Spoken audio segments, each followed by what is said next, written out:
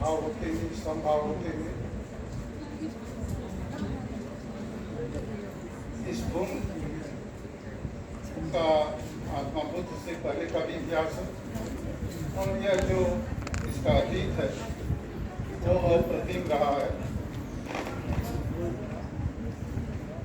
प्राय हम गया बोध गया को भगवान बुद्ध की भूमि, साधना स्थली और प्रज्ञा की प्राप्ति का स्थान मानते हैं। तो दो दिन बाद ही जो हमारे केवल भारत में परंपरा है कि हम वर्ष में 15 दिन अपने पितरों को याद करते हैं, उनके प्रति कृतज्ञता ज्ञापित करते हैं। तो ये मेरे कहने का तात्पर्य है कि ये हम सब लोगों का सौभाग्य है कि हम उस समय एक ऐसे विषय पर विचार करने जा रहे हैं जब बोध और शोध, भगवान बुद्ध को जो बोध प्राप्त हुआ, बोधिसत्व प्राप्त हुआ, वो भी शोध का प्रयास था। और शोध उस रूप में और छोटे स से भी साधना का परिणाम है। हम लोग इस पर बात करें उसके पूर्व मैं एक बार पुनः आप सब लोगों की तरफ से माँ सरस्वती को प्रणाम करता हूँ। तदुपरांत मंच पर उपस्थित डॉक्टर जमगार साहब, डॉक्टर कमल जी, डॉक्टर चांदनी रोशनी लाइट, क्या नाम है आपका? चांदनी रोशनी, अच्छा चांदनी रोशनी को भी प्रणाम रोशनी, अच्छा रोशनी को प्रणाम करता हूँ जिनकी वजह से सारी रोशनी जल रही है। आप किससे बैठे हैं? आपका क्या नाम है?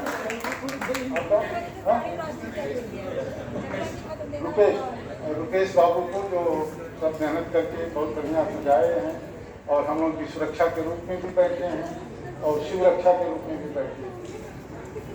आप लोग की तरफ से इन सब लोगों को मेरा प्रणाम है। आप लोगों में जो भी आयोजक हैं, डॉक्टर गोपाल सिंह जी, कोई कविता मैडम हैं और कोई मीनाक्षी जी हैं। मीनाक्षी हैं क्या इसमें? अच्छा, तो आप सब लोगों को, आपके कुलपति को मैं प्रणाम करता हूँ, आपके प्रतिकुलपति को प्रणाम करता हूँ, विश्वविद्यालय प्रशासन के सभी लोगों को, और विशेष रूप से मैं आपको प्रणाम करता हूँ जो मुख्य रूप से प्रतिभागी के रूप में हैं या इस सारे कार्यक्रम में जिनके निमित्त ये कार्यक्रम आयोजित है उनके लिए एक क्षमा याचना जरूर है कि मैं प्रायः हिंदी में बोलूँगा, जरूरत पड़ेगी तो भोजपुरी में बोलूँगा और जहाँ मजबूरी होगी वहाँ इंग्लिश में बोलूँगा, क्योंकि शायद आपके प्रतिभागी कुछ ऑनलाइन भी जुड़े हुए हैं ना, जुड़े होंगे ना, तो उन लोगों को तो सुनाई दे रहा होगा, तो उसमें कुछ अंग्रेजी वाले भी होंगे और बिहार में भी अंग्रेजी अच्छी है। तो मैं ये जो बुद्धिस्ट लोग हैं, आप लोग हिंदी समझते हैं? बुद्धिस्ट जो आप हिंदी समझते हैं? I will translate from time to time in English also, okay? ठीक है।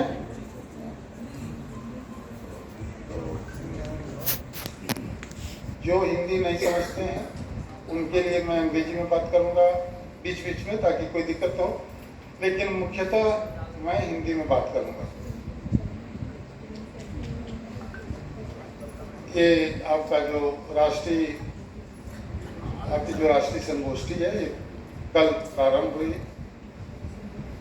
और इसका जो बीज वक्तव्य था प्रोफेसर RN सिंह सर ने संभवतः प्रस्तुत किया था और मुझे जो सूचना है कि आज और कल भी वो गया में हैं, अभी शायद नहीं आए हैं। मैं उनको भी प्रणाम करता हूँ और जो लोग जुड़ गए हैं उनको विशेष प्रणाम करता हूँ, क्योंकि आप ही से मेरी वार्ता हो रही है। मैं सीधे आपके इस संगोष्ठी के शीर्षक पर आता हूँ और संगोष्ठी का जो शीर्षक है वो आपके सम्मुख है। मेरा जो व्याख्यान होगा वो मुख्य रूप से इस बिंदु की तरफ होगा, या मेरे व्याख्यान का शीर्षक जो है, सीट कम पड़ रही है लग रहा है आप लोगों को। मैडम लोग क्योंकि बहुत कुर्सियां खाली हैं तो बैठ नहीं रहे हैं, अब हम बोलना चाह रहे हैं तो आप लोग उसी में टहल रहे हैं। ये तो कोई की बातें नहीं, ये भी एक साइकोलॉजी है। बैठिए, आप बैठ जाइए श्रीमान जी। मुस्कुरा रहे हैं, न हाथ में कलम है, न पेंसिल है, न झोला है, और बैठने में आपको दिक्कत हो रही है। आप अरे बैठिए, अब नहीं तो बाहर जाइए। इसमें क्या कर,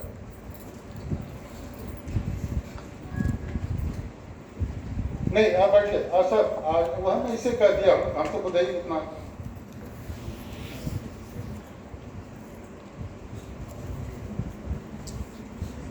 मैं ये निवेदन कर रहा था कि आज जिस शीर्षक पर मैं आपसे बात करने जा रहा हूँ वो आपके इस संगोष्ठी के कार्यवृत्ति में आता है, इसलिए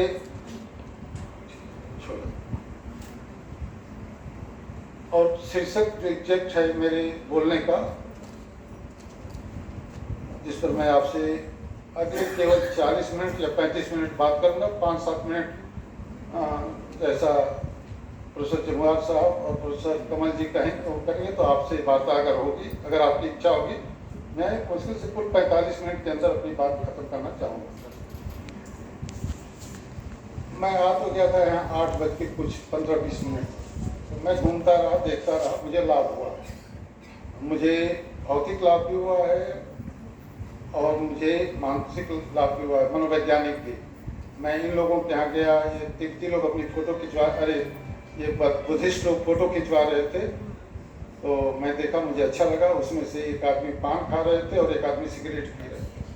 मैं पहली बार देखा, मुझे खुशी हुई कि कम से कम भगवान बुद्ध की भूमि पर एक आदमी सिगरेट पी रहे थे, बुद्धिस्ट में से एक आदमी सिगरेट पी रहे थे और एक आदमी पान च्यू कर रहे थे, पान चबा रहे थे। ये सब शोध का विषय है। फिर मैं जब बैठा तो आपका सोविनियर देख रहा था। सोविनियर में भी 10-15 पेज संस्थाओं की फोटो है, पदाधिकारियों की फोटो है, उनके शुभाशंसा है। फिर मैंने देखा खूब अच्छे एब्स्ट्रैक्ट्स हैं, और एब्स्ट्रैक्ट से अपने तबीयत से आपने लिखा है, इसमें कोई शक नहीं, बहुत अच्छे एब्स्ट्रैक्ट। और इसलिए मुझे बहुत अच्छा लगता है कि नई पीढ़ी को, जो खास करके मेरे जैसे बुढ़े लोग कह देते हैं कि नहीं कुछ कर रहे हैं, मैं ये कह सकता हूँ कि नई पीढ़ी बहुत कुछ कर रही है। और आपने जो सेमिनार में आपका एब्स्ट्रैक्ट है, आपका जो सोविनियर अच्छा है, तो आपने मेहनत किया है, आपने अपनी बौद्धिक प्रखरता को उज्जीवित किया है, उज्जसित किया है। इसलिए भी मैं आपको प्रारंभ में ही, मुझे एक और बात करते हुए अपनी फिर बात पे आता हूँ। मुझे इसलिए बधाई मैं आपको दे रहा हूँ कि भारत के विश्वविद्यालयों में ज्ञान के प्रति और ज्ञान के निर्णय जो संसद में होते हैं उसके प्रति इतनी अरुचि हमने पहले नहीं देखा था। ये बात इसलिए मैं कह रहा हूँ, आपको नहीं, आपको मैं बधाई दे रहा हूँ कि आपने उस शीर्षक पर ये 2 दिन की विचार गोष्ठी आयोजित किया है, जिस शीर्षक पर देश की संसद में राष्ट्रीय शिक्षा नीति 2020, एक तो युवा मित्रों से मेरा निवेदन है, राष्ट्रीय शिक्षा नीति 2020 को कभी भी 2020 मत कहिएगा। अधिकांश लोग, पढ़ा लिखा आदमी, प्रधानमंत्री तक भी NEP 2020, ये 2020, G20 और TIC20 और ये सब 420 है। सीधी बात है कि राष्ट्रीय शिक्षा नीति 2020 है, बहुत अच्छा दस्तावेज है, नीति है। 6 साल लगातार मेहनत करके तब 2020 में वो सामने आई और बहुत बड़े वैज्ञानिक के दृष्टिकोण से आई। वो शिक्षा की बात अलग, आपके शिक्षक, ये सब शोध का विषय है। मैंने एक संकेत किया शोध का कि संगोष्ठी के समाप्त होने पर हम जो लोग बोल रहे हैं, जो आपके प्रश्न, आपके जो शोध पत्र प्रस्तुत हो रहे हैं, आपके सोविनियर में जो एक्सट्रैक्ट्स हैं, सारांशिकाएँ हैं, उन पर भी अध्ययन होना चाहिए। मैं बधाई इसलिए दे रहा था कि 4 अगस्त को भारत की संसद में राष्ट्रीय शिक्षा नीति 2020 के अध्याय 17 में शोध का शीर्षक है, जिसका टॉपिक है, जो अध्याय का, catalysing academic research in all discipline. आपकी राष्ट्रीय शिक्षा नीति जो 2020 की है, उसके अध्याय 17 में शोध पर चिंता या उसकी स्थिति और उसके चुनौतियों को समग्र रूप से देख करके पृष्ठ 55-56 पर 2 पृष्ठ में कुल 11 बिंदुओं पर चिंता जताई गई है शोध के बारे में। सबसे बड़ी जो प्रशंसनीय उपलब्धि है राष्ट्र की जो सरकार है उसकी, कि शोध को उसने बहुत दिन बाद ठीक से माना। ऐसा नहीं कि बीच में नहीं माना जाता था, लेकिन माना, प्राथमिकता के आधार पर माना, उच्च वरीयता के आधार पर माना कि शोध जो है वो राष्ट्रीय विकास से सीधे जुड़ा हुआ। इसलिए उस दस्तावेज में, जो राष्ट्रीय शिक्षा नीति का दस्तावेज है 2020 का, उसके अध्याय 17 और 11 बिंदुओं पर जो बात बताई गई है, जताई गई है, वही आज का शीर्षक हमारा है। लेकिन मैं जो बात कर रहा था, 4 अगस्त को भारत की संसद में वो प्रस्तुत किया गया, जिसका नाम है, जो बिल का नाम था, अनुसंधान नेशनल रिसर्च फाउंडेशन। जो अध्याय 17 है, जिसमें शोध की बात की गई है, उस अध्याय का नाम जो है राष्ट्रीय शिक्षा नीति में, वो है catalysing academic research in all subjects. इस तरह से मैं आपसे ये निवेदन कर रहा था कि कैटेलाइज करना है। निगेटिव कैटेलिसिस भी होती है केमिस्ट्री में और पॉजिटिव कैटेलिसिस होती है। हमारी नीति है, उन नीति में हम किसी ऋणात्मक या किसी नकारात्मक भाव की तरफ नहीं, हमारी नीति है, हमने एक संकल्प लिया है और वो संकल्प है कि हमारा शोध गुणवत्तापूर्ण हो, हमारा शोध राष्ट्रीय विकास में सीधा योगदान कर सके। आज हम इसी पर आपसे बात करने जा रहे हैं और बात कर भी रहे हैं। मैं जो बात कर रहा था बार बार कि 4 अगस्त को टेबल हुआ, वो टेबल होते ही सब आ जाता है, गूगल पर आइएगा। एक विश्वविद्यालय ने आज तक इस पर संगोष्ठी नहीं किया, जो हमारे आपके सीधे कर्तव्य से जुटा हुआ है, हमारी आपकी चुनौती से जुटा हुआ है, हमारे आपके अकादमिक वृत्ति से जुटा हुआ है। इस पर किसी विश्वविद्यालय ने चिंता नहीं की। मैंने आपके कुलपति महोदय से खुद फोन किया, क्योंकि उन पर थोड़ा सा मेरा अधिकार है, छोटे उम्र में मित्र भी हैं, तो मैंने कहा, उन्होंने कहा कि आप जब आ जाइए। तो तय हुआ था कि 12-13 को हम आएंगे, 13-14 को। फिर डॉक्टर गोपाल सिंह ने कहा कि हम लोग एक सेमिनार भी कर रहे हैं। जब इन्होंने कहा कि इस शीर्षक पर सेमिनार हो रहा है, संगोष्ठी हो रही है, मुझे बहुत खुशी। मैंने कहा तब उसी समय आ जाएंगे। आज फिर मैं बधाई दे रहा हूँ आपके माध्यम से सर, इस सत्र के अध्यक्ष हैं आप, डॉक्टर सिन्हा साहब के माध्यम से और रोशनी जी के माध्यम, कि आप सब लोग और खास करके मगध विश्वविद्यालय बधाई का पात्र है कि वो चीज जो कि अब बजट में भी आ गई है। अगर आप पिछले महीने की 12 तारीख का या 12 अप्रैल 14 का बजट देखेंगे तो बजट में भी आ गया था अनुसंधान नेशनल रिसर्च फाउंडेशन। अनुसंधान नेशनल रिसर्च फाउंडेशन, दस्तावेज में तो नेशनल रिसर्च फाउंडेशन लिखा है, NRF।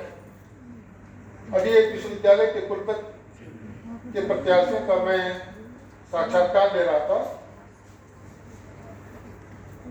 बड़ा दुर्भाग्य है, 25 में से 23 आए थे और 23 में से एक भी नहीं बताया कि NRF क्या है। ये हमारा अध्ययन है।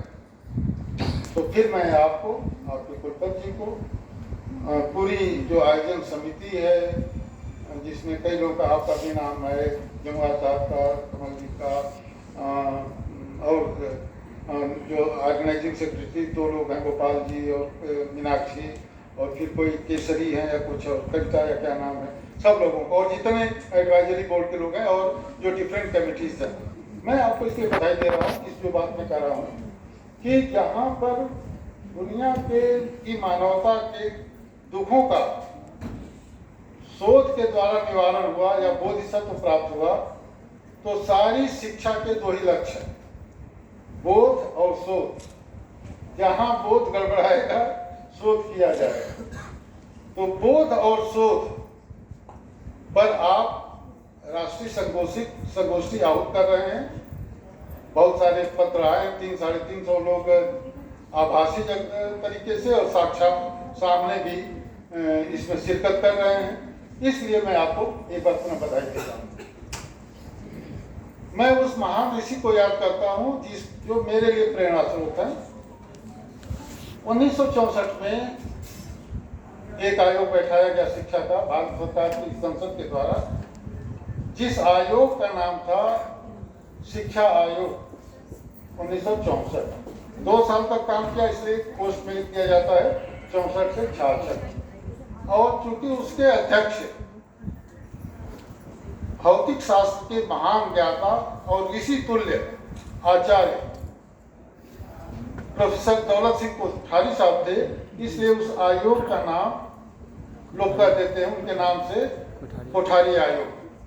तो प्रोफेसर दौलत सिंह कोठारी ने जिस आयोग की रिपोर्ट 2 साल बहुत मेहनत करके जमा किया, उस समय भी MEA मिनिस्ट्री ऑफ एजुकेशन था, जो अब हो गया फिर से। तो उस समय शिक्षा मंत्री थे MC छागला साहब।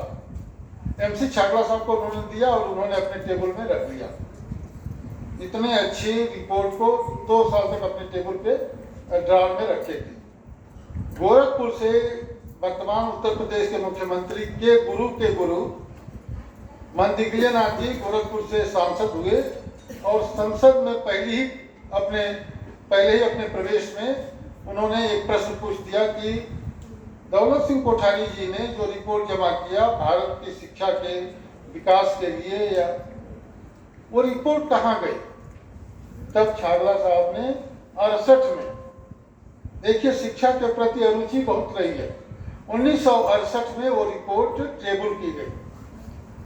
उसी का इसमें बार बार चर्चा होती है कि 1968 के बाद ये 2014 में फिर समिति बनी, 16 में फिर एक समिति ने रिपोर्ट जमा किया, सुब्रमण्यम कमेटी ने, उसको लोग 3 शिक्षा मंत्री भी उसी में बदल गए, मानव संसाधन मंत्री, और फिर आते आते आपने जुलाई 2020 में मान लिया, ये अच्छी बात है।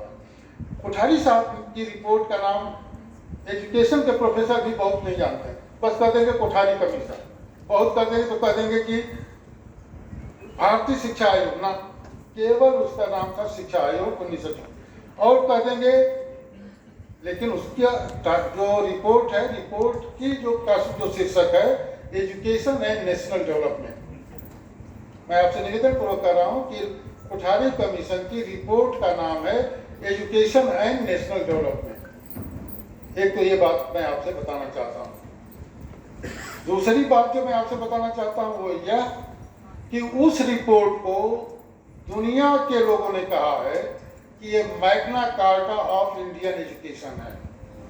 मैग्ना कार्टा, बृहद घोषणा पत्र को कहते हैं मैग्ना कार्टा, फ्रेंच वर्ड है ना, Magna carta of Indian education.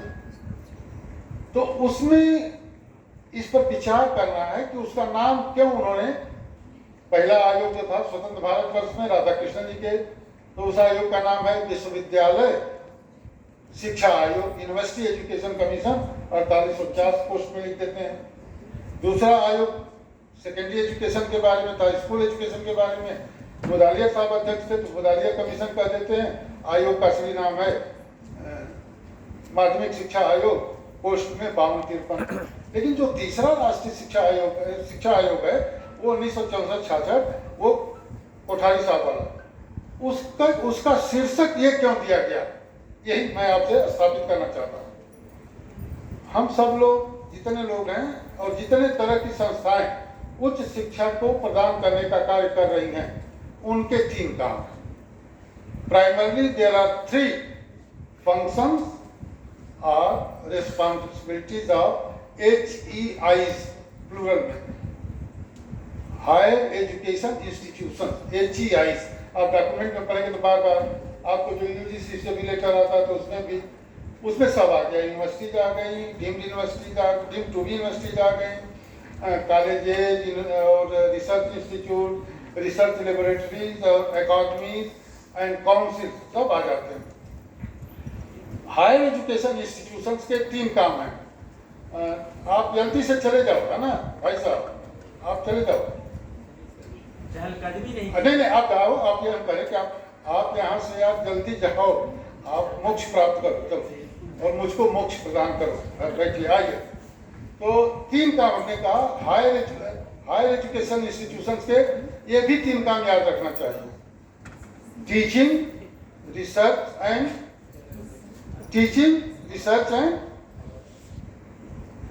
कोई बता, teaching, research and extension. The prime 3 roles of higher educational institutions are teaching, research and extension. Authentic teaching, quality research and relevant extension. प्रामाणिक शिक्षण करना, गुणवत्तापूर्ण शोध करना और प्रासंगिक, जो ज्ञान प्रासंगिक है उसका क्षेत्र में, जिस क्षेत्र के लिए ज्ञान वो हमने प्राप्त किया है वहां पहुंचा देना। इसलिए ये 3 चीज भी याद रखना है। The 3 prime responsibilities or the functions of HEIs are teaching, quality teaching, and teaching, research and extension. Teaching, research and extension. Teaching, research and extension, तो शॉर्ट में ले लीजिए तो T, R और E हुआ। इन तीनों से होता क्या है, पूरे सर्वाइवल में जो डेवलपमेंट होता है वो टीचिंग, रिसर्च और एक्सटेंशन से। तो एक E हम बढ़ाते रहे एनहांसमेंट के लिए, डेवलपमेंट की जगह हम एनहांसमेंट करते रहे। तो ये याद रखिएगा कि यह ट्री है, पूरा जो ज्ञान है वो क्या है, ट्री है। और पता नहीं आप लोगों में से किसी को याद है कि नहीं, महात्मा गांधी ने इंडियन एजुकेशन सिस्टम को ट्री ही कहा था। हालांकि वो TR स्मॉल वाला माने वृक्ष कहा था, कल्प वृक्ष कहा था, the beautiful tree. Times of India वगैरह में पढ़ते हैं ना, द ब्यूटीफुल ट्री, कल्प वृक्ष समझते हैं ना, जहाँ सारी इच्छा आपकी पूरी हो जाए। इसलिए एक बहुत महान सर्वोदयी शिक्षाविद श्री धर्मपाल जी ने किताब लिखा, बहुत महत्वपूर्ण किताब है, उसको गूगल में खोज लीजिएगा, और कम पैसे में मिलती है, मोटी है। The beautiful tree, Indian education system is the beautiful tree, and whatsoever we are, whatsoever we were and whatsoever we would be, it all shall be directed, mentored and achieved only through tree. तो वो जो मैं tree कह रहा था कि teaching, research, extension से क्या होगा, सोसाइटी का, इंडिविजुअल का, इंडिविजुअल्स एंड सोशल डेवलपमेंट जो होंगे, नेशन का डेवलपमेंट होगा, वो किससे होगा, it is only the knowledge. And that's why we remember all the sophist philosophers like Socrates, Aristotle and Plato. Knowledge is a virtue, knowledge is power. प्लेटो ने virtue कहा था, एरिस्टोटल ने पावर कहा था। ज्ञान ही वो चीज है, लेकिन कौन सा ज्ञान, नॉलेज भी स्टैग्नेंट होता है, जैसे पानी अवरुद्ध हो जाएगा तो अप्रासंगिक हो सकता है और होता है। इसलिए ज्ञान को हमेशा नवोन्मेषित करना है, इनोवेट करना है। We have to innovate the knowledge, we have to create the knowledge. इसलिए शोध जो है 2 काम करता है, बीच में है ना, teaching, research and extension. Extension की क्वालिटी को भी ठीक करता है और टीचिंग की क्वालिटी को भी ठीक करता है। इसलिए research plays double role. It caters to the quality extension, relevant extension, and it caters to authentic teaching, innovative teaching, वो research. That's why research plays double role.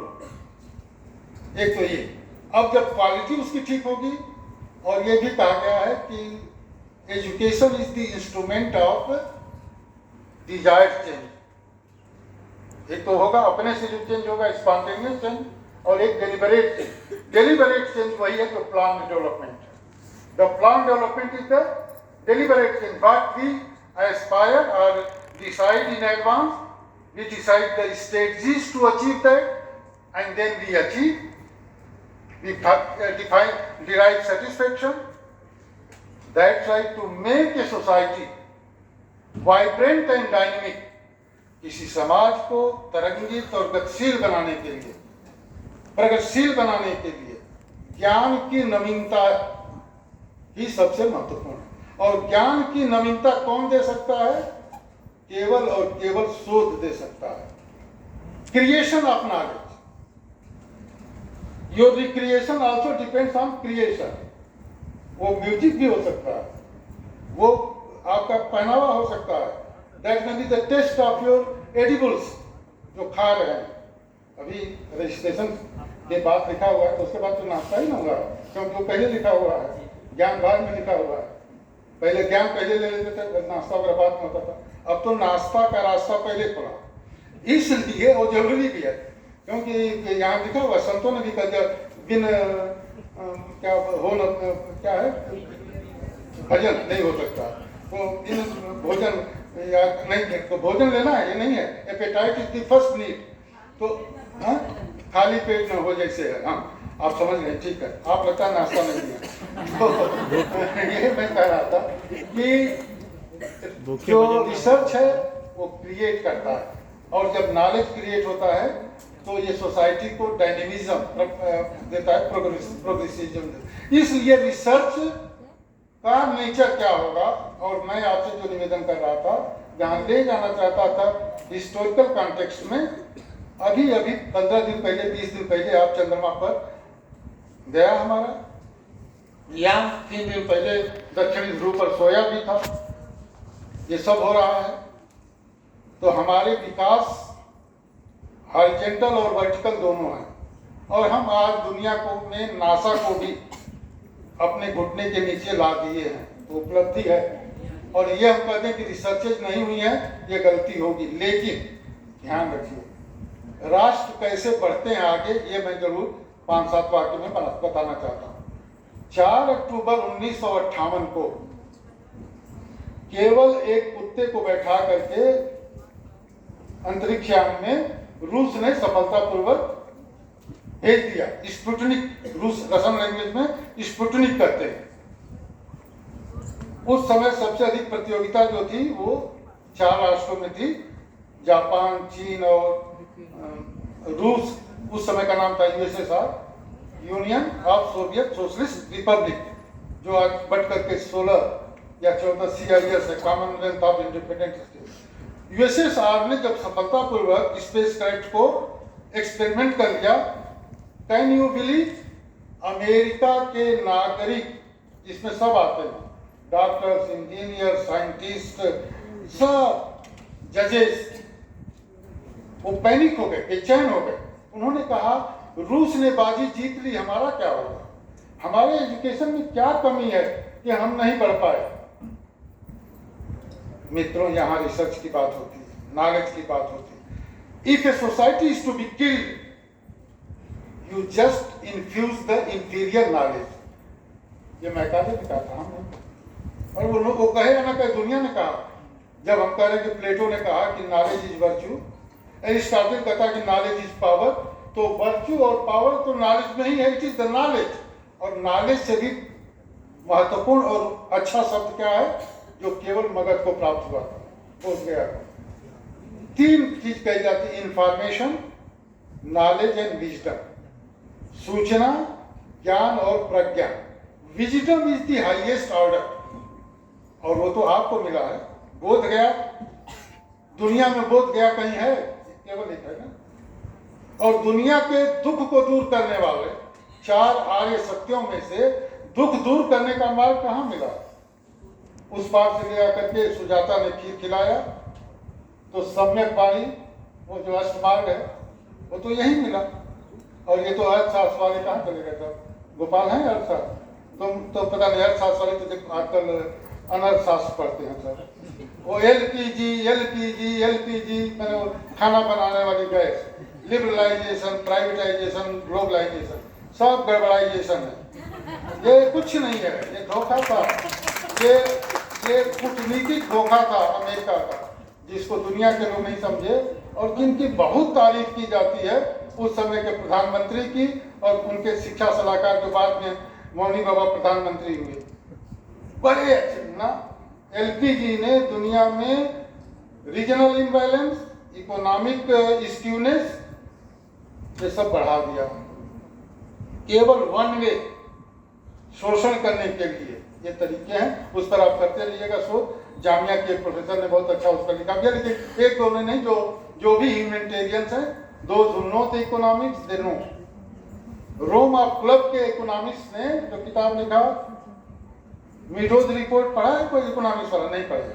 Meadows report बहुत का ये वाले दिन है, हरिवंश पढ़े हैं, डिप्टी स्पीकर वो बोलते हैं तो बोलते। Meadows report, Club of Rome intellectuals का, वहां पर एक रिपोर्ट छापी गई, विकास की भी सीमा, लिमिट्स टू ग्रोथ, वो मीडोज रिपोर्ट है। खैर उसको छोड़ो, ये काम की बात। अमेरिकन ने क्या किया, जुलूस निकाला रात को ही, और लगातार 58 से 62 तक they contested, they fought the case to elevate the education system, to enrich the quality of education and research, and to renovate the curricula of all stages of United States of America. तब क्या हुआ? एक निर्णय लिया उन्होंने, क्या? Science and maths will be taught from the very beginning। और दूसरा क्या लिया? जो हमारे यहाँ गुणवत्तापूर्ण, छपने लायक, वर्थ डिसेमिनेटिंग, जो पढ़ाने लायक है, उसी ज्ञान को केवल आगे बढ़ने देना। अदरवाइज जो रद्दी है, अर्थात जो ज्ञान रेट्रोग्रेसिव है, नॉट प्रोग्रेसिव, रेट्रोग्रेसिव है, प्रतिगमन के तरफ ले जाता है, इसको क्या कर देना है? जला दो। इसलिए with in inverted comma Americans gave a very relevant slogan to modernize the then education system of the USA, and the slogan was publish or perish। छपो, जो छपने लायक है उसको छापो, नहीं तो जला दो। हमारे यहाँ क्या है, जो छपने लायक है वो नहीं छपेगा और जलाने वाला ही छप जाएगा। फिर वो स्कोपस और केयर तो खुद ही चेयर से चलता है, क्या केयर है, लेकिन वो सब क्या, किसी की आलोचना नहीं करना है, वो बहुत अच्छा है, केयर, स्कोपस और जो भी है, छपना। मैं ये तो जो कोई लिखता तो नहीं जानता कि हम क्या लिख रहे हैं। जैसे मैं एक वहाँ बैठी थी प्रतिभागी, तो उनसे कहा कि जरा हमको दिखाइए सोविनियर, अच्छा लगा। लेकिन जब आप एक सेमिनार में जा रहे हैं, तो क्या आप सेमिनार के टॉपिक को अपने आज्ञा चक्र में रखे हैं कि नहीं रखे? जो ही मन हो लिख दीजिए, ये भी नहीं करना चाहिए। आपके सोविनियर में नहीं है, ये अच्छी बात है कि अच्छा लिखा है, लेकिन बस एक एब्स्ट्रैक्ट भेजना है, बस झटके में लिखते हैं। झटके में एब्स्ट्रैक्ट नहीं लिखा जाता।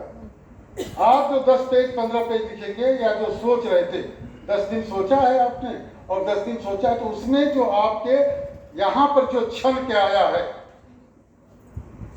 जो क्षण के आया, जो एब्स्ट्रैक्ट है, जो कंसंट्रेट है केमिस्ट्री का, वो आपको एब्स्ट्रैक्ट में डालना चाहिए।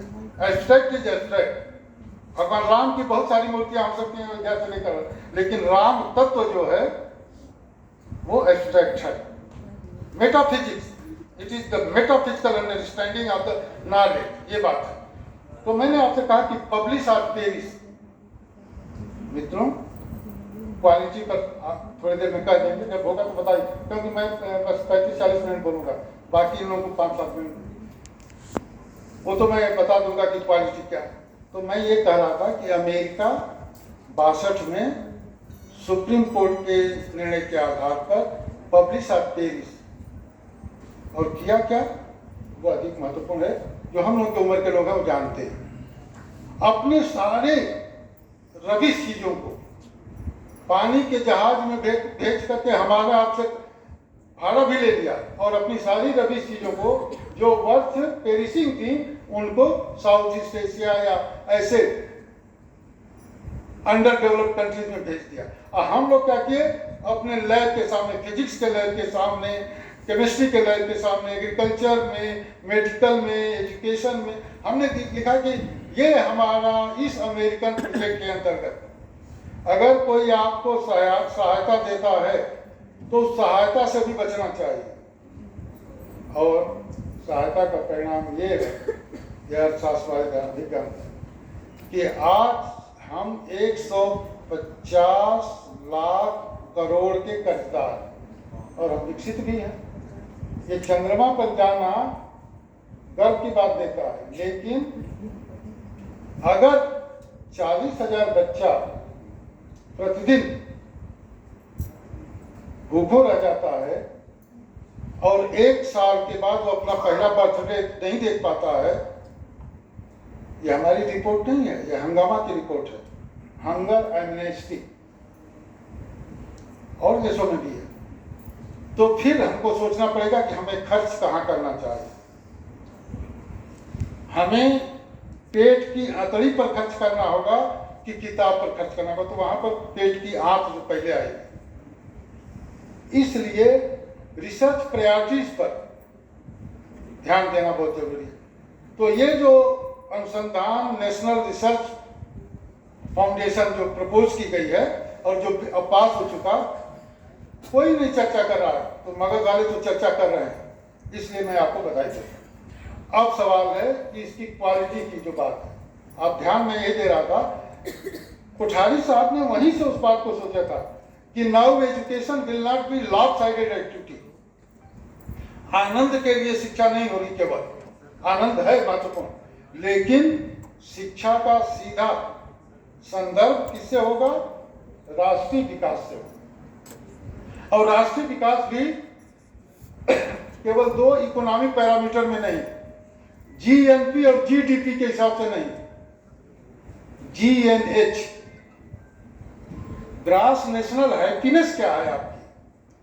हमारे यहाँ अर्थशास्त्रियों की भाषा में गरीबी रही है, लेकिन अवसाद नहीं रहा है। वो दिल्ली वाले कह देते हैं कि बिहार वाले, यूपी वाले बहुत खाते हैं। ये कहते ना, एक लेफ्टिनेंट गवर्नर थे, वो खाते हम लोग, उनको ये नहीं पता कि सबसे अधिक कमाते हम लोग हैं और खाते आप हो। हम तो खपाते हैं अपने, लेकिन वो सब छोड़ दीजिए, केवल यहाँ आइए। नेशनल रिसर्च फाउंडेशन अनुसंधान में जो एनआरएफ का जो चैप्टर है, उसमें कैटेगराइज करने के लिए जो कहा गया है, पहले तो प्रायोरिटीज है। अब रिसर्चेज होंगी वो 3 तरह की होंगी या 2 तरह की। पहले इंडिया सेंट्रिक होगी, क्यों? क्योंकि हम भारत के रेवेन्यू से, राजस्व से क्या कर रहे हैं।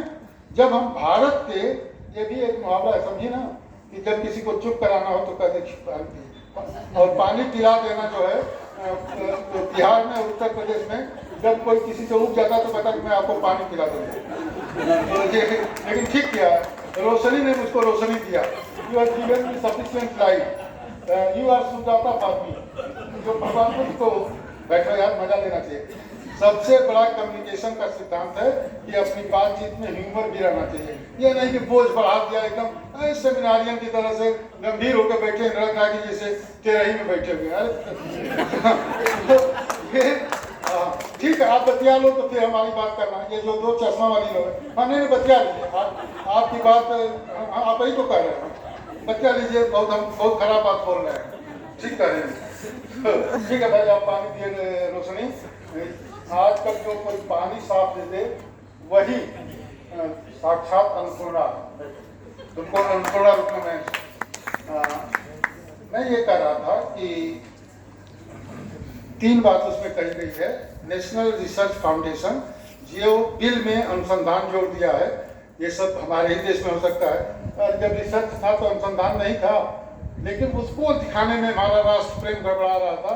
अनुसंधान नेशनल रिसर्च फाउंडेशन, दस्तावेज में नेशनल रिसर्च फाउंडेशन है, लेकिन यहाँ जो बिल पास हुआ है वो क्या है, अब जो एक्ट हो गया वो है अनुसंधान नेशनल रिसर्च फाउंडेशन। तो ये तो ठीक से याद कर किया रहिएगा, ठीक है।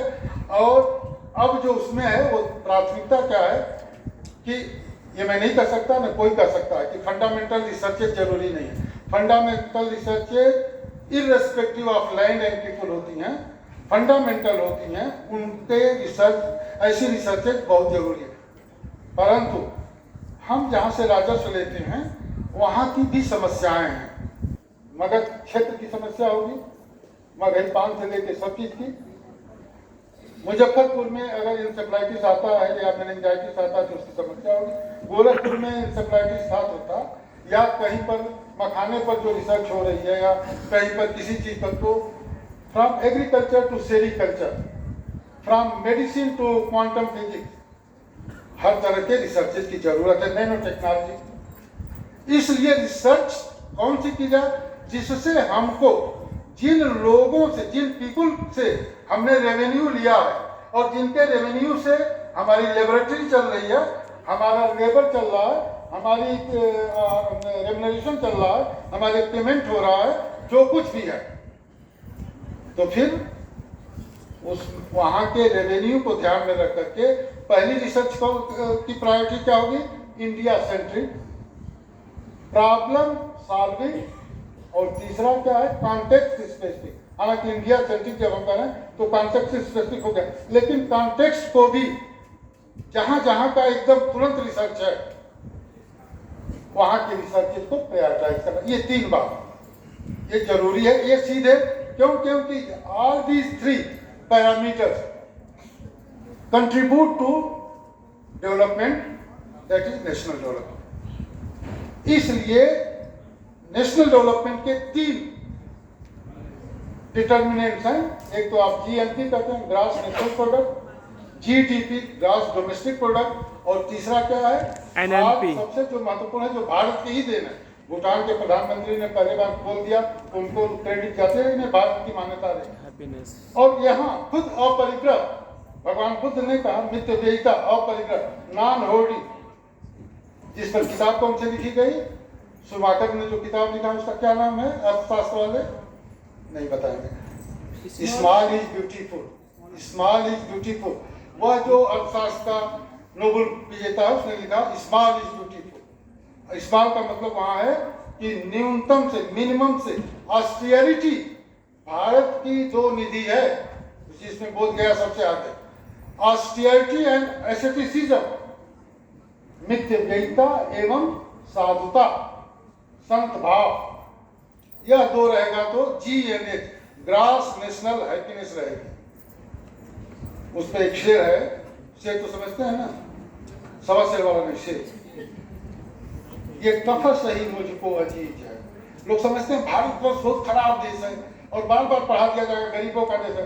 IMF के डॉक्यूमेंट को डॉक्यूमेंट मानते हैं, वर्ल्ड बैंक के डॉक्यूमेंट को डॉक्यूमेंट मानते हैं, और एक सबसे बड़ा बेईमान भारतवर्ष में RBI, मैं वो आर्टिकल लाया हूँ, उनकी एक बुलेटिन है, उसमें कह दिया परसों 21 को आप दैनिक जागरण में देखिए, लिखा है कि अगर हम पुरानी पेंशन योजना देंगे तो 2040 तक भारत खोखला हो जाएगा। जो 30 साल 35 साल सर्विस करता है, अगर उसको आप पेंशन देंगे तो भारत खोखला हो जाएगा, और 10,000 20,000 करोड़ लेके बाहर चला जाएगा तो देश संपन्न हो जाएगा।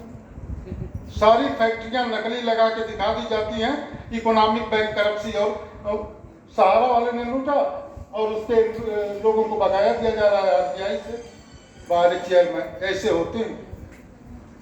दे are not pro people, they are anti people, लेकिन उसको भी छोड़ दीजिए। शोध अगर हमने ठीक से नहीं किया तो हम अपने प्रति प्रतिशोध कर रहे हैं। अगर शोध ठीक नहीं हुआ, और ये मैं आपसे बताना चाहता हूं, शोध की दुर्दशा हमारे यहाँ नहीं रही है, आज भी है, दोनों तरफ है। श्रेष्ठ शोध भी हैं और रफ भी हैं, यानी रबिश भी हैं। कैसे? 1960 में 62 में RSS, माने ये RSS नहीं, शाखा वाला नहीं, रॉयल स्टैटिस्टिकल सोसाइटी ने ऑडिट किया, केवल 2.4% पूरे यूनाइटेड किंगडम की रिसर्च लायक थी, केवल 2.4। आप सोच लीजिए, हमारे यहाँ NSSO, national sample survey organisation, इस पर काम ही नहीं करता। UGC जो अगली, हम तो उसको कहते हैं यूनिवर्सिटी नहीं कहते हैं, अगली कहते हैं, जो UGC यूनिवर्सिटी ग्रांट कमीशन है, कभी इस पर एक रिसर्च नहीं, बस ये जरूर कह देगा कि अब PhD की जरूरत है और अब नहीं है। जब मनाया, क्योंकि वहाँ जिस भी एक नेता के घर की बहू को या बेटे को या दामाद को PhD से मामला फंस रहा होगा तो कह देंगे नेट चाहिए। और अब तक जो नेट आए हैं इस देश में एक भी ऑडिट नहीं हुआ कि जो नेट हैं उनको आपने नौकरी दिया क्यों नहीं किया अब तक। आपने कहा नेशनल एलिजिबिलिटी टेस्ट है, एजुकेशनल टेस्ट है, तो आपने क्यों एलिजिबल लोगों को जॉब दिया? ये तो ऑडिट नहीं है। लेकिन छोड़ दीजिए, मैं आपसे एक निवेदन करता हूँ, ये पॉलिसी डिसीजंस गलत हो सकते हैं, पॉलिसी मेकर्स मिसगाइडेड हो सकते हैं, लेकिन हम academician when we are committed to ponder over the issue of quality research and national development, एक चीज बस ध्यान रखना है, 25,000 शोध पत्र जो छपते हैं, केवल 3 शोध पत्र उसमें शोध के लायक है, शोध किए गए हैं, बाकी छप रहा है। ये छपास मैनिया जो है, साइकोलॉजी का टर्म है ना, फोबिया और मैनिया, तो ये जो मैनिया है वो तो हम पागल पैदा कर रहे हैं, हमें पागल नहीं पैदा करना। मनोविज्ञान में आप लोग पढ़े होंगे, बहुत सारे पेपर आए होंगे, intralocus of control, motivation, need achievement, ये सब तो आया होगा, सेटिस्फैक्शन, ये सब आया होगा। बस 10 याद रख लो, क्वालिटी क्यों है, क्यों क्वालिटी तभी ठीक होगी जो क्वालिटी जो रिसर्च कर रहा है उसके अंदर एक क्यू और होगा। वो क्यू क्या होगा? वो क्यू होगा क्वेस्ट।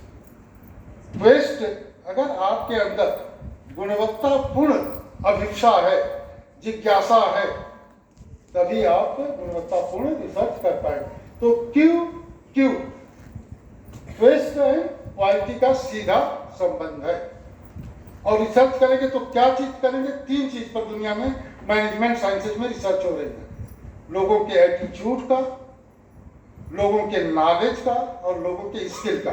तो उसको ऐसे अरेंज कर देते हैं, एटीट्यूड, स्किल और नॉलेज को कर देते हैं। तो तीनों का शॉर्ट क्या होगा? आस्क। एटीट्यूड, स्किल और नॉलेज का तीनों को शॉर्ट बनाएंगे तो क्या हो जाएगा?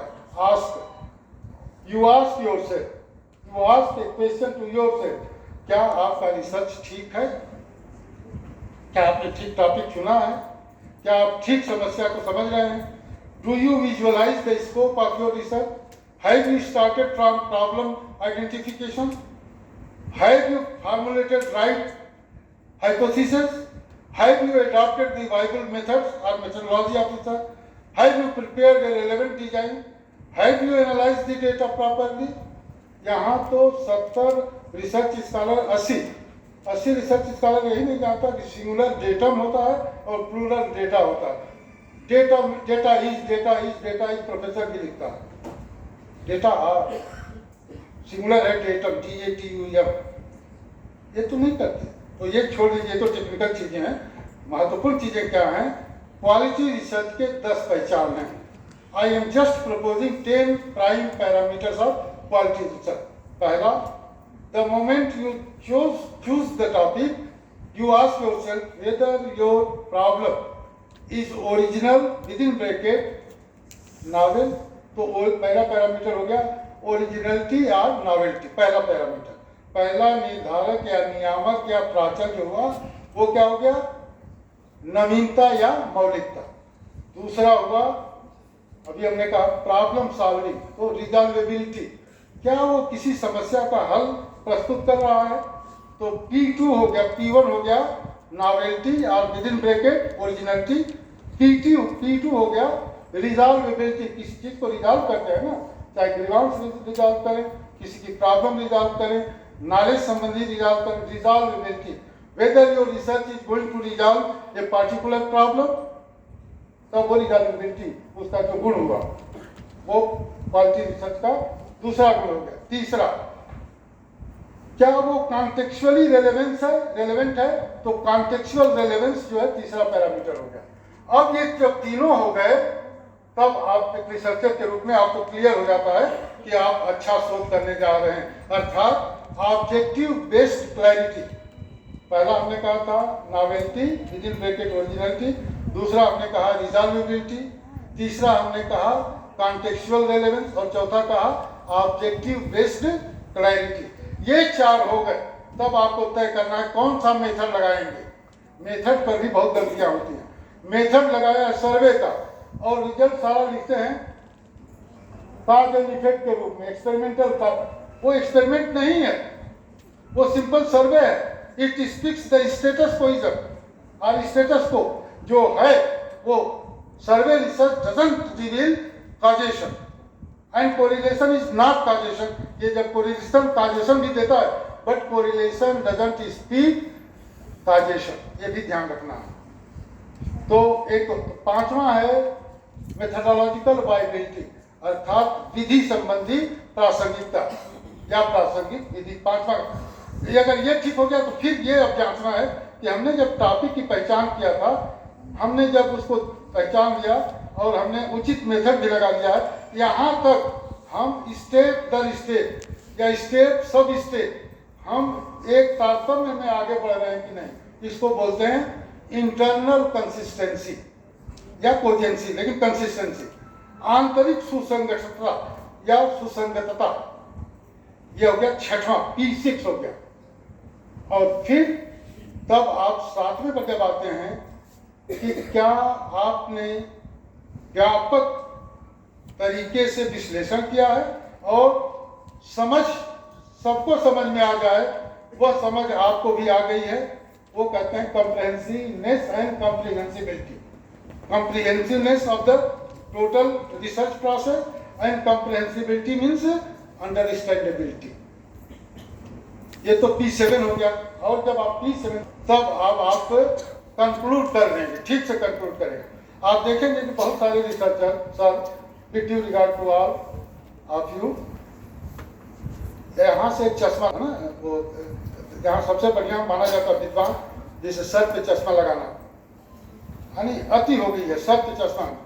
एक तो वो पढ़ा लिखा होने के लिए और स्मार्ट होने के लिए जरूर, और दूसरा कि एक उसमें एक रस्सा बांध के इसे लटकाए रहता है कि कहीं गिर न जाए, वो बढ़ा और बढ़ाई बांध करके लोग, तो ये, और उसमें फिर ऐसे कहेंगे और एक लिए रहते हैं लोग, next next next, 90 slide 90 minute ऐसे नेक्स्ट नेक्स्ट, और थोड़ा सा रिसर्च स्कॉलर और टेक्नीशियन से पीला वाला लगा करके टेक्स्ट में, और PPT पावर पॉइंट प्रेजेंटेशन। एक तो PPT बहुत खतरनाक है, बल्कि PPP हो गया ना, पावर पॉइंट प्रेजेंटेशन। ये PPP बहुत गड़बड़ है। PPP power point presentation, public private partnership, Pakistan people party, problem producing people, PPP, ये सब PPP है। और PPP सब ठीक है। इस देश में privatisation is antithetical to democracy and those only true people are not people. और कुछ के धनी हो जाने से और कुछ के बंबई के मकान पर जहाज उतारना दिखा करके और कुछ को 2 करोड़ का पैकेज मिलता है, वो आज नहीं है। आज भी सेल्फ फाइनेंसिंग में मैं जानता हूँ, जो हमने 50,000 रुपया लड़ करके किया UGC से और गवर्नर से, उस समय के गवर्नर से लड़के गेस्ट फैकल्टी को, वो 50,000 रुपया भी ठीक से नहीं लोग देते हैं, और देते हैं तो ले भी लेते हैं। ये पूरे कंट्री की ये हालत है। तो मेरे कहने का मतलब है कि जो पढ़ा लिखा उसको शोषण कर रहे हैं, छोड़ दीजिए। आइए क्वालिटी पर P7 तक आए। तो PA कंक्लूसिवनेस, आपने रिसर्च किया और उनसे कहिए कि बस कुछ नहीं, हमको मगधी में बता दीजिए, हमको भोजपुरी में बता दिया, हमको गाजीपुर के, हम गाजीपुर के रहने वाले, हमको बलिया और गाजीपुर की भाषा में बता दिए आपने क्या रिसर्च किया। अच्छे अच्छे रिसर्चर पे दिमाग ठंडा हो जाता है, क्योंकि अगर आपने रिसर्च किया है और आपने समझा, कंप्रेहेंड किया, तो आप अपनी भाषा में समझा देंगे। दाल भात कैसा बना है और चोखा और कलौजी कैसी बनी है, भरता, ये कहीं दूसरी भाषा में समझाएंगे। तो अपनी भाषा में आपने समझा है, आपके जो टेस्ट है, आपकी जीभ का टेस्ट है, उसमें आपने स्वाद लिया है, इसलिए कंक्लूसिव है। P8 कंक्लूसिव है। P9 जो है उसकी उपयोगिता, applicability. Every research does lead to implication, that is application. What are the implications of a particular research? If it has the better implications, it has the quality. Otherwise, it is only a futile exercise, repetition, wastage of time and resources. And if it does bear the implication, then it is fertile. Whether you are involved in futile research or fertile research, it is up to you to adjudge. You have to evaluate, you have to assess. तो यहाँ तक हम लोग आज P9 तक, और P10 जो है पैरामीटर 10, वो है म्यूटेट करने की क्षमता, म्यूटेटेबिलिटी, म्यूटेशन। एक रिसर्च जैसे पूरा करते हैं, तुरंत लगता है कि ये तो 10 और हम सजेस्ट कर सकते हैं, जो हम लोग अपने रिसर्चेज में suggestion for further research. That's why I just counted and apprised you of 10 parameters. Number 1, novelty or originality. Number 1. Number 2, resolvability. Number 3, contextual relevance. Number 4, objective based clarity. Number 5, methodological viability. Number 6, internal consistency. Number 7, comprehensiveness and comprehensibility. Number 8, conclusiveness. Number 9, implicability. And number 10, mutability. अगर ये research के qualities को आप ensure कर लेते हैं तो राष्ट्र के विकास में योगदान करेंगे। अन्यथा मित्रों, हम अपने जीवन का महत्वपूर्ण क्षण 3 साल 4 साल हम अपने संसाधनों का, और इसके बाद भी अगर हमको आपको ज्ञान गंगा और शोध गंगा और प्लेगरिज्म और रिसर्च एथिक्स अध्ययन करना पड़े तो निश्चित रूप से चिंता का विषय है। राष्ट्र का विकास गुणवत्तापूर्ण शोध से ही होगा। बस एक निवेदन है कि शोध के प्रति आपका बोध होना चाहिए, और इसलिए मार्कंडेय पुराण से जो दुर्गा सप्तशती दी गई हैं, उनमें 4 पंक्तियों को दोहराते हुए अपनी बात को विराम देता हूँ। शोध कौन अच्छा कर सकता है? ओम ऐं आत्म तत्वम शोधयामि नमः स्वाहा। आत्म तत्व, if you have purified your own self, you are a good researcher. Number 2, Om Hring Vidya Tattvam Sodhyami Namah Swaha. So the prime condition and the first condition of finding good knowledge or quality research is the condition that you have purified your own self. Self माने ये वाला, आत्म वाला, अलमारी वाला नहीं, क्योंकि आजकल अलमारी वाला सेल्फ जो है वो अधिक हम लोग सजा रहे हैं, और यह सेल्फ गुजरता जा रहा है। ओम ऐं आत्म तत्वम शोधयामि नमः स्वाहा। ओम ह्रीं विद्या तत्वम शोधयामि नमः स्वाहा। ओम क्लीं शिव तत्वम शोधयामि नमः स्वाहा। ओम ऐं ह्रीं क्लीं सर्व तत्वम शोधयामि नमः स्वाहा। इस व्याख्यान के बाद मैं ये अपेक्षा करता हूँ कि आपके चित्त में पवित्रता का बोध होगा, विद्या का बोध होगा। पवित्रता और विद्या से आप दूसरे का कल्याण करेंगे, और दूसरे के कल्याण ही नहीं, सबका कल्याण होगा। It is the prime function of knowledge और wisdom.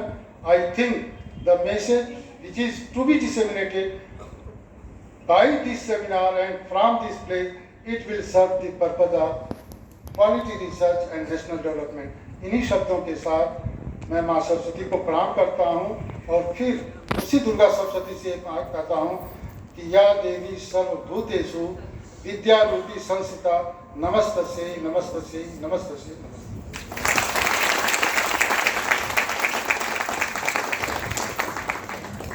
I am honored to be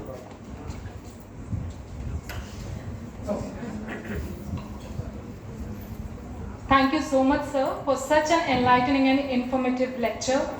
It was amazing indeed. I'm sure everyone present over here, they'll have some takeaways for your lecture. Now moving ahead, I would like to invite